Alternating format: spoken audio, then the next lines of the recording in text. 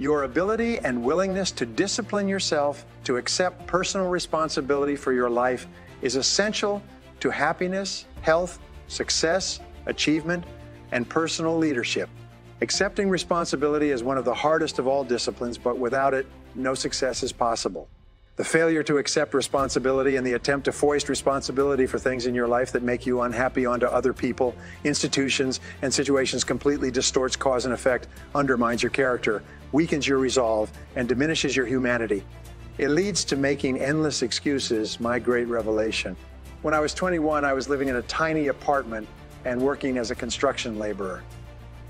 I had to get up at 5 so that I could take 3 buses to work in order to be there by 8. I didn't get home until 7 p.m., tired out from carrying construction materials all day. I was making just enough money to get by, and I had no car, almost no savings, and just enough clothes for my needs. I had no radio or television. It was in the middle of a cold winter with a temperature at minus 35 degrees Fahrenheit, so I seldom went out in the evening. Instead, if I had enough energy, I sat in my small apartment at my little table in my kitchen nook and read. One evening, late at night, as I was sitting there by myself at the table, it suddenly dawned on me that this is my life. This life was not a rehearsal for something else. The game was on, and I was the main character, as in a play. It was like a flashbulb going off in my face. I looked at myself and around me at my small apartment, and I considered the fact that I had not graduated from high school. The only work that I was qualified to do was manual labor. I earned just enough money to pay my basic expenses, and I had very little left over at the end of the month. I suddenly knew that unless I changed, nothing else was going to change. No one else was going to do it for me. In reality, no one else really cared. I realized at that moment that from that day forward, I was completely responsible for my life and for everything that happened to me. I was responsible. I could no longer blame my situation on my difficult childhood or mistakes I had made in the past. I was in charge. I was in the driver's seat. This was my life, and if I didn't do something to change it, it would go on like this indefinitely, by the simple force of inertia. This revelation changed my life. I was never the same again. From that moment on, I accepted more and more responsibility for everything in my life. I accepted responsibility for doing my job better than before, rather than doing only the minimum that was necessary to avoid getting fired. I accepted responsibility for my finances, my health, and especially my future.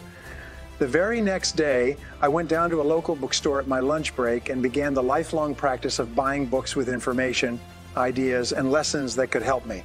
I dedicated my life to self-improvement, to continuous learning in every way possible. For the rest of my business life, right up to the present moment, whenever I wanted or needed to learn something to help me, I have returned to learning through reading, listening to audio programs, and attending courses and seminars. I found that you could learn anything you need to learn in order to accomplish any goal you set for yourself. Over time, I learned that fully 80% of the population never accepts complete responsibility for their lives. They continually complain, criticize, make excuses, and blame other people for things in their lives about which they're not happy. The consequences of this way of thinking, however, can be disastrous. They can sabotage all hopes for success and happiness later in life. From childhood to maturity, when you are growing up from an early age, you become conditioned to see yourself as not responsible for your life. This is normal and natural. When you're a child, your parents are in charge. They make all your decisions. They decide what food you will eat, what clothes you will wear, what toys you will play with, what home you will live in, what school you'll attend, and what activities you'll engage in during your spare time. Because you are young, innocent, and unknowing, you do what they want you to do. You have little choice or control. As you grow up, however, you begin to make more and more of your own decisions in each of these areas. But because of your early programming, you are conditioned unconsciously to feel that someone else is still responsible for your life, that there's still someone else out there who can or should take care of you. Most people grow up believing that if something goes wrong, someone else is responsible, someone else is to blame, someone else is guilty, someone else is the villain, and they are the victim. As a result, most people make more and more excuses for the things in their lives, past and present, that make them unhappy. Get over the mistakes your parents made. If your parents criticized you or got angry with you for mistakes you made when you were growing up, you began to unconsciously assume that somehow you were at fault.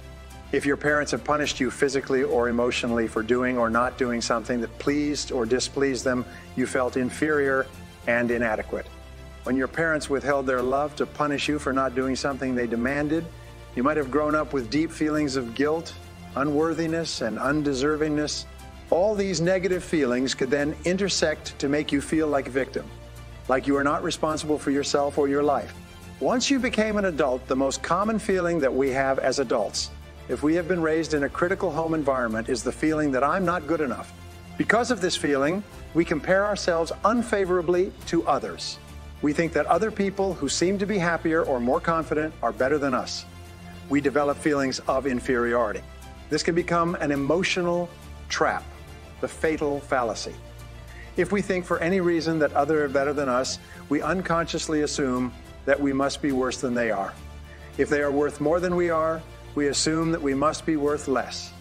This feeling of inadequacy or worthlessness lies at the root of most personality problems in our lives, as well as most political and social problems in our world, both nationally and internationally.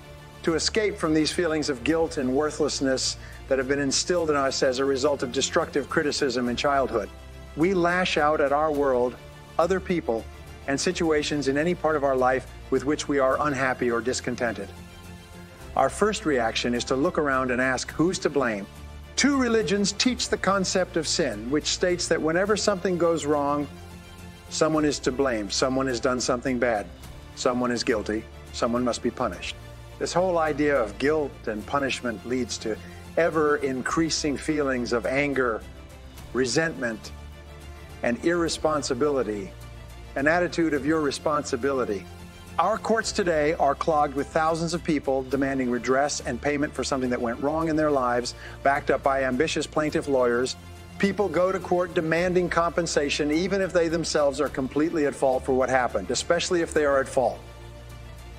People don't want to accept responsibility. People spill hot coffee on themselves and sue the fast food restaurant that sold them the coffee in the first place. People get drunk and drive off the road and then turn around and sue the manufacturer of the 15-year-old car they were driving. People climb up on a stepladder and lean over too far, falling to the ground.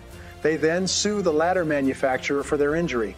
In each case, people are attempting to escape responsibility for their own behaviors by blaming someone else, making excuses, and then demanding compensation. Eliminating negative emotions, the common denominator of all people is the desire to be happy. In its simplest terms, happiness arises from the absence of negative emotions. Where there are no negative emotions, all that is left is positive emotions. Therefore, the elimination of negative emotions is your great business in life, if you truly wish to be happy. There are dozens of negative emotions, although the most common are guilt, resentment, envy, jealousy, fear, and hostility. They all ultimately boil down to a feeling of anger, directed either inward or outward. Anger is directed inwardly when you bottle it up, rather than expressing it constructively to others. Anger is directed outwardly when you criticize or attack other people. Psychosomatic illness, negative emotions are the major causes of psychosomatic illness. This occurs when the mind, psycho, makes the body, some sick. Negative emotions, especially as expressed in the form of anger, weaken your immune system and make you susceptible to colds, flu, and other diseases. Uncontrolled bursts of anger can actually bring about heart attacks, strokes, and nervous breakdowns. Here's the great discovery. All negative emotions, especially anger, depend for their very existence on your ability to blame someone or something else for something in your life that you're not happy about. It takes tremendous self-discipline to refrain from blaming others for our problems. It takes enormous self-control to refuse to make excuses. It takes tremendous self-discipline for you to accept complete responsibility for everything you are, everything you become, and everything that happens to you. Even if you are not directly responsible for something that happens, like Hurricane Katrina, you are responsible for your responses, for what you do and say from that moment forward. It takes tremendous self-mastery for you to take complete control of your unconscious mind and deliberately choose to think positive, constructive thoughts that enhance your life and improve the quality of your relationships and results. But the payoff of this form of positive thinking is tremendous. Blaming is easy. By following the path of least resistance, the easiest and most mindless behavior of all is for a person to lash out and blame someone else anytime anything goes wrong for any reason. People who develop the habit of automatically blaming often become angry at things, blaming inanimate objects when they do not function as expected. It is so silly that it almost becomes a mild form of insanity. People become angry at doors that stick. They swear at tools that they are using. When they themselves make a mistake, they get mad when their car doesn't start. Even if it is an inanimate object, if it doesn't work perfectly, then the thing must be to blame. People will often kick a car that they are mad at or a box that they tripped over the antidote to negative emotions. The fastest and most dependable way to eliminate negative emotions is to immediately say, I am responsible. Whenever something happens that triggers anger or a negative reaction of any kind, quickly neutralize the feelings of negativity by saying, I am responsible. The law of substitution says that you can substitute a positive thought for a negative one. Since your mind can only hold one thought at a time, when you deliberately choose the positive thought, I am responsible, you cancel out any other thought or emotion at that moment. It is not possible to accept responsibility and remain angry at the same time. It's not possible to accept responsibility and experience negative emotions. It's not possible to accept responsibility without becoming calm, clear, positive, and focused once more. As long as you are blaming someone else for something in your life that you don't like, you will remain a mental child. You continue to see yourself as small and helpless. Like a victim, you continue to lash out. However, when you begin to accept responsibility for everything that happens to you, you transform yourself into a mental adult. You will see yourself as being in charge of your own life and no longer a victim. In Alcoholics Anonymous, people who are having problems with drinking attend meetings with others going through the same situation. What they have found is that until the individual accepts responsibility for his or her problems, both the alcohol and in other areas of life, no progress is possible. But after the person accepts responsibility, everything is possible. This is true with almost every difficult situation in life in which you project your unhappiness onto other people or factors outside yourself, money and emotions. Many of our biggest problems and concerns in life have to do with money, earning it, spending it, investing it, and especially losing it. As a result, many of our negative emotions are associated with money in some way. However, the fact is that you are responsible for your financial life you choose. You decide, you're in charge, you cannot blame your financial problems or situation on other people. You are in the driver's seat. So it is only when you accept responsibility for your income who chose to accept the job you are working at, your bills who spent the money that put you into debt, and your investments who made those decisions, can you move from becoming an economic child to an economic adult responsibility and control. There's a direct relationship between the acceptance of responsibility and the amount of personal control you feel you have over your life. This means that the more you accept responsibility, the greater sense of control you experience. There's also a direct relationship between the amount of control you feel you have and how positive you feel. The more you feel that you have a high sense of control in the important areas of your life, the more positive and happy you are in everything you do. When you accept responsibility, you feel strong, powerful, and purposeful. Accepting responsibility eliminates the negative emotions that rob you of happiness and contentment in every situation. The antidote to negative emotions is to say, I am responsible. Then look into the situation to find the reasons why you are responsible for what happened or for what is going on. Your intelligence is like a double-edged sword. It can cut in either direction. You can use your intelligence to rationalize, justify, and blame other people for things you're not happy about, or you can use your intelligence to find reasons why you are responsible for what happened and then take action to solve the problem or resolve the situation. You can make excuses or you can make progress. You choose.